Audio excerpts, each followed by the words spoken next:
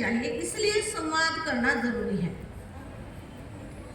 अब राजभाषा कब हुई, हिंदी की विश्व में हिंदी का क्या स्थान है, हम हिंदी को कितना मानते हैं, ये सब कुछ सबने बताया है। गुरव सर जी का प्रास्ताविक हो गया, 2-3 छात्राओं ने अपने विचार यहाँ पर रखे, तो मैं उसी बात को दोहराऊंगी नहीं, समय की कमी के कारण कुछ कम शब्दों में मैं अपनी बात यहाँ पर रखूंगी।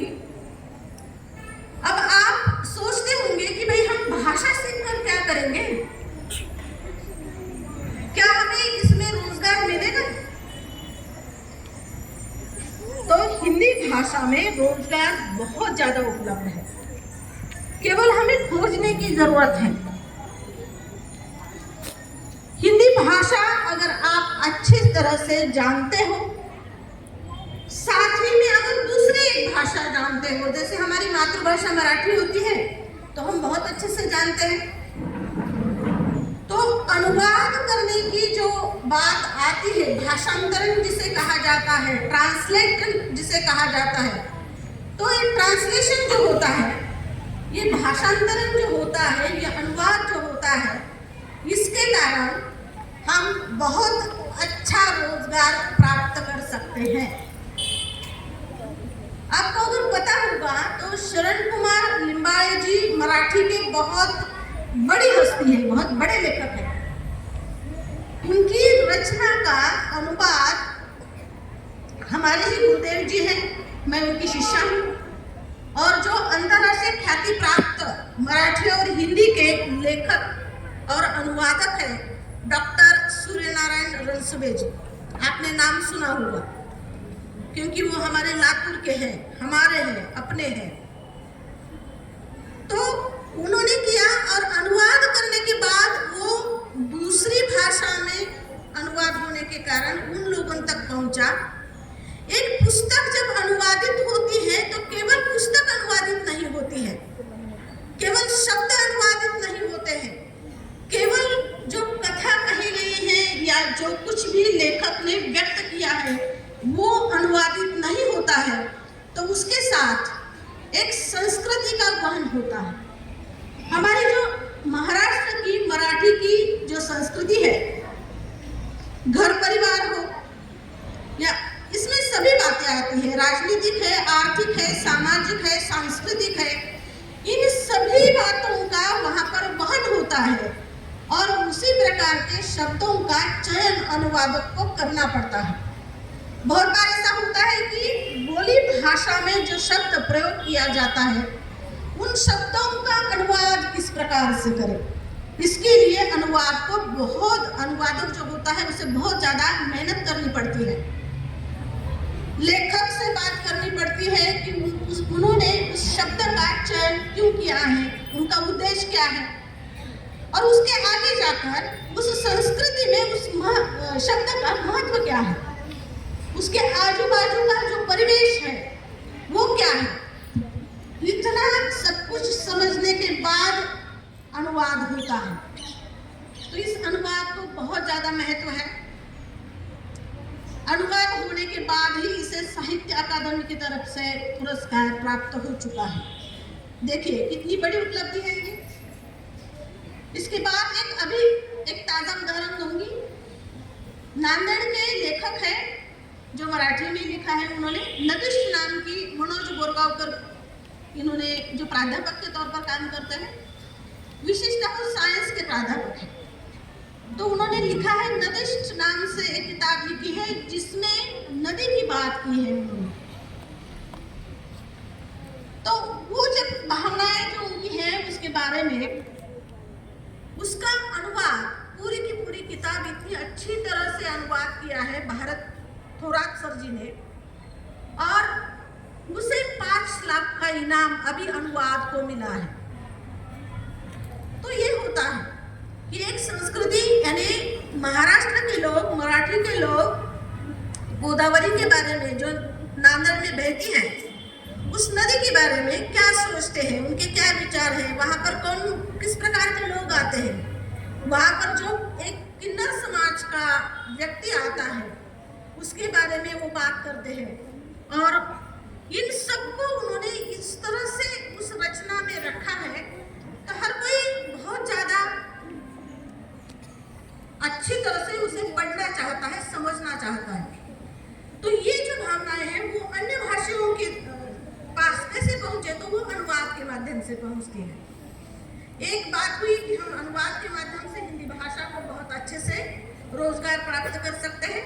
ऐसे कई उदाहरण देना चाहूंगी, लेकिन समय की वजह से थोड़ा सा, क्योंकि प्रईग सोनकामले जी की भी किताब जो आई थी, या फिर लक्ष्मण गायकवाड़ की जी भी जो किताब आई थी, जो रणसबे सर जी ने ही अनुवाद किया है, उनका भी, उन्हें भी साहित्य अकादमी के पुरस्कार प्राप्त हो चुके हैं।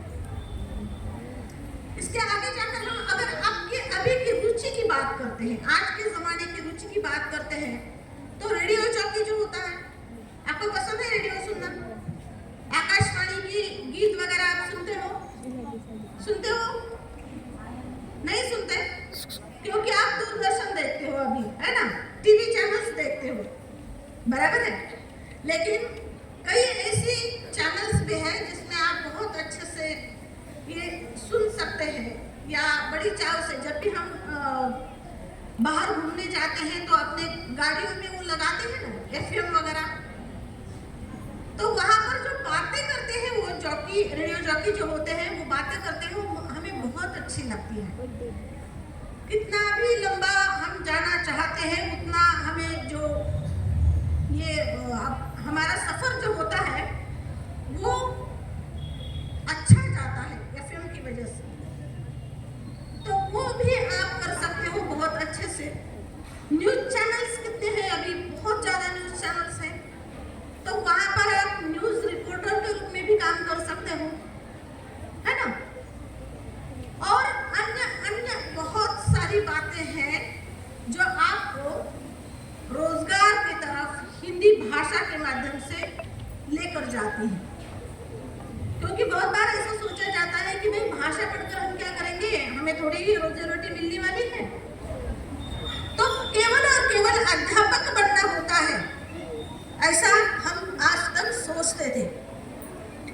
कि जैसे हम मराठी भाषा, अंग्रेजी या हिंदी भाषा जो है ये हम पढ़ेंगे तो हमें केवल अध्यापक बनना है, इसके आगे जाकर हम कुछ नहीं कर सकते हैं। लेकिन ऐसा नहीं है। आज बहुत ऐसी उपलब्धियां हैं, जैसे आप फिल्म बहुत चाव से देखते हो ना, फिल्म तो बहुत अच्छी लगती है हर एक को देखने की, है ना, देखने के लिए बहुत अच्छी लगती है। तो फिल्म के लिए पटकथा लेखन भी होता है, गीत लेखन भी होता है। जैसे अभी सर जी ने बताया कि गीत लेखन, कविता लेखन अलग होता है। कविताएं हम बहुत ज्यादा लिखते हैं, लेकिन जिन रचनाओं को संगीतबद्ध किया जाता है उसे गीत कहा जाता है। तो गीत लेखन भी आप कर सकते हैं फिल्म के लिए। अभी सीनियर महाविद्यालय में एक रचना है भवानी प्रसाद मिश्र जी की, जी हाँ, मैं गीत बेचता हूँ। तो ये जो गीत बेचना होता है, यानी आपको उससे कुछ अर्थार्जन हो रहा है। वैसे कवि केवल कवि नहीं होते हैं, वो संवेदनशील इंसान भी होते हैं। तो भवानी प्रसाद मिश्र जी को ये बात अच्छी नहीं लगती है कि वो गीत के बदले में कोई अर्थार्जन करे, इसलिए उन्होंने इस रचना का निर्माण किया है। तो इस प्रकार से आप अन्य बहुत ऐसे जगह हैं जहाँ पर आप बहुत अच्छे से रोजगार प्राप्त कर सकते हैं। मैं अब थोड़ा सा यहाँ पर रुकना चाहूँगी। मैं आपको एक रचना सुनाकर यहाँ पर रुकना चाहती हूँ। समय के कारण मुझे थोड़ा सा आज जाना होगा। वरदान हिंदी। हिंदुस्तानी हम, हिंदी का हमें अभिमान रहे। हिंदुस्तानी हम, हिंदी का हमें अभिमान रहे। राष्ट्रध्वज तिरंगा समान, हिंदी का सम्मान रहे। राष्ट्रध्वज तिरंगा समान, हिंदी का सम्मान रहे। विचारों के आदान प्रदान में भूमिका निभाए भाषा। विचारों के आदान प्रदान में भूमिका निभाए भाषा। इस पे खरी उतरती हिंदी, हिंदी से अधिक किससे करे आशा।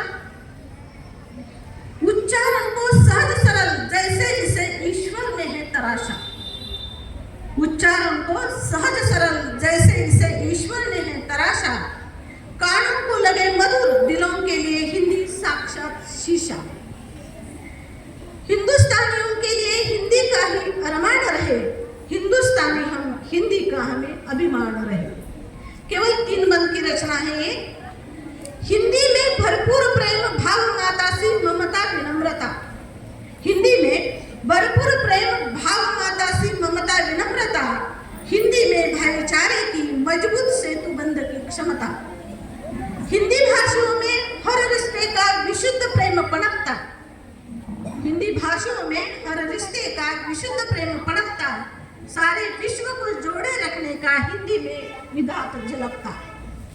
मीरा, महादेवी, कबीर, तुलसी। मीरा, महादेवी, कबीर, तुलसी जैसे हिंदी के विद्वान रहे, हिंदुस्तानी हम हिंदी का हमें अभिमान रहे। राष्ट्रभक्ति की अभिव्यक्ति का आत्मा है हिंदी।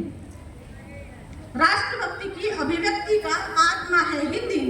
राष्ट्र प्रेम जगाने का पूरा पूरा सामा है हिंदी। जवानों में जोश भर दुश्मनों का खात्मा है हिंदी। जवानों में जोश भर दुश्मनों का खात्मा है हिंदी।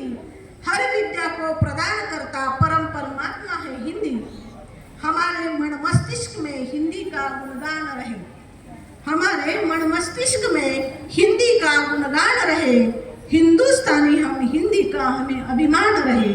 हिंदुस्तानी हम हिंदी में हिंदी का हमें अभिमान रहे। धन्यवाद। तो इस प्रकार से आपको बहुत बहुत हिंदी दिन की और एक बार शुभकामनाएं देती हूँ। और साथ ही में कुछ घोषणाएं हम दें। एकता ही है देश का बल, ऐसा मैं कहूँगी। तो आपको कहना है कि जरूरी है हिंदी का संबल। क्या करना है आपको? जरूरी है हिंदी का संबल। एकता ही है देश का बल। एकता ही है देश का बल। एकता ही है देश का बल। बहुत बड़ी आवाज में आना चाहिए। आगे अभी हिंदी का विकास, देश का विकास आपको कहना है। हिंदी का विकास, देश का विकास। हिंदी का विकास, देश का विकास। हिंदी का विकास, देश का विकास। अब मैं कहूंगी सबकी सखी है मेरी हिंदी। आपको कहना है कि जैसे माथे पर सजी है सुंदर बिंदी। ठीक है? सबकी सखी है मेरी हिंदी।